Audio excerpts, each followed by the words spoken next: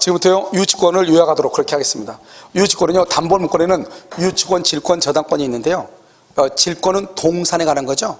그래서 우리 시험 범위, 우리는 부동산 중개업자잖아요. 그래서 동산에 해당하는 질권은 시험 범위가 아니고요. 선의취득도 동산에 관한 거잖아요. 그래서 선의취득도 다른 시험에서는 매년 시험이 나오는데 우리 시험에는 거의 나온 적이 없어요. 7, 8년 만에 한 번씩 나온단 말이죠. 자, 그 다음에 저당권하고요, 이렇게 있죠. 그래서 유치권은 타인의 물건이나 유가 증권을 적법하게 점유하여 물건이나 유가 증권으로부터 발생한 채권을 변제받을 때까지, 그래서 점유해서 인도를 거절하는 것을 유치권이라고 그래요. 그래서 여기서 타인이라는 것은 나 빼고 다 타인이야. 유치권자 빼고. 그러니까 채무자 소유가 되고 제3자 소유 관계없이 다 유치권 할 수 있고요. 물건은 동산, 부동산이죠. 부동산은 뭘 하지 않는다? 등기를 하지 않고 유가증권을 배설하지 않아. 왜요? 법정 담보물권이니까. 등기가 없으면 두 가지가 문제가 돼. 우리가 경매가 됐을 때 말소 기준 권리할 때 말소는 등기부 을구에서 삭제해버리겠다 이 말인데요. 유치권은 등기를 하지 않으니까 말소가 된다 안 된다? 안 되죠. 그래서 유치권은 원칙적으로 인수주의가 되는 것이고요. 우리가 경매대금에서 돈을 받을 때 순서에 의해서 돈을 받아가는 거거든요. 그것을 우선 변제라고 그래요. 그런데 우선 변제인데 유치권은 등기를 하지 않으니까 다른 사람하고 우열을 따질 수가 있어요, 없어요? 없죠. 그래서 유치권은 우선 변제권이 없는 거예요. 아시겠죠? 자, 그 다음에 적법한 점유죠. 그러니까 불법 점유라면 안 돼요. 그 다음에 물건이나 유가 증권으로부터 발생한 채권이니까 사람한테 발생한 것은 안 돼요. 임대인의 채무 불이행으로 인한 손해배상 채권, 임대인, 그것은 사람에 대한 것이죠. 유치권이 안 되는 것이에요. 그래서 권리금, 보증금, 매매대금, 유치권이 안 돼요. 물건 자체로부터 발생한 채권이 아니니까. 암기에 권리금, 보증금, 매매대금 이렇게. 그 다음에 변제기에 있어야 돼요. 변제기는 유치권의 성립 요건이에요.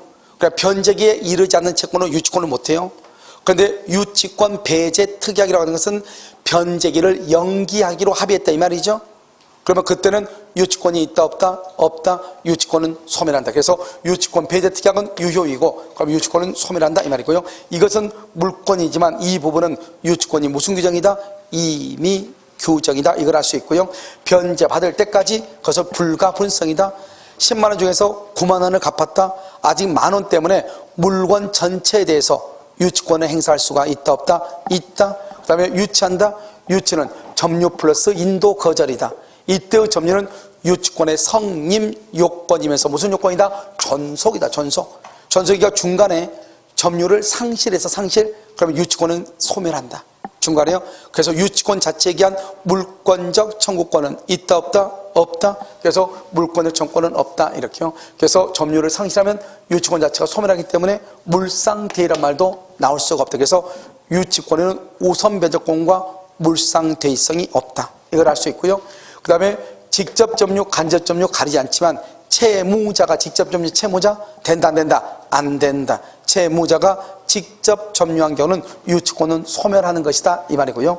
그 다음에 우리는요, 물건하고 채권 간에는 결연성이 있어야 돼요. 왜요? 물건으로부터 발생한 채권이 있어야 되니까 물건과 채권 간에는 결연성, 연관성이 있어야 돼요. 그런데요, 우리는 채권이 있고 그 다음에 점유를 하게 되면 유치권이죠.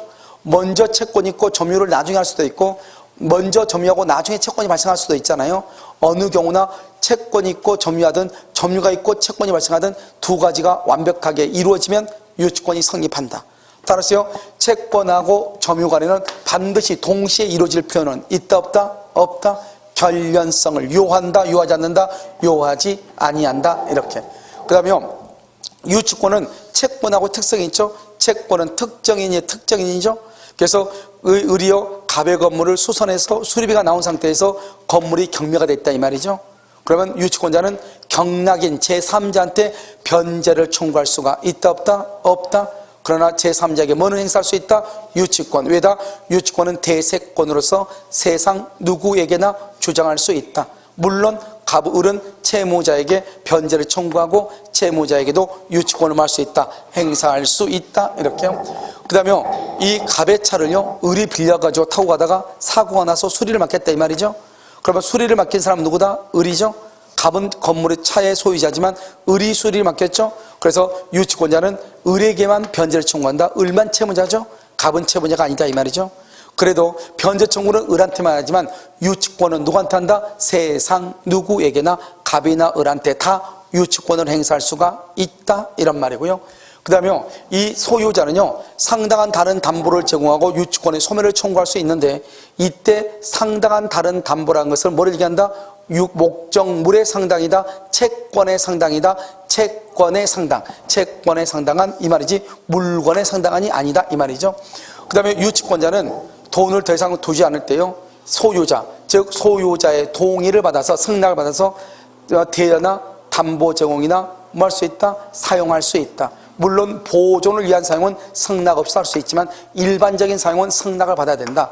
이때 대여를 동의를 받아서 해야 되는데 동의 없이 대여하면은 유치권의 소멸을 할 수 있다, 청구할 수 있다. 그래서 동의를 받아서 대여하죠. 렌트비가 나오죠. 그걸 과실이죠. 그 과실을 수취해서 자신의 채권 변제에 임할 수 있다, 우선적으로 충당할 수 있다. 그래서 유치권자는 과실 수취권이 있고 우선적으로 충당할 수 있는 충당권이 있다 이 말이죠. 알겠죠? 여기까지를 뭐라고 한다?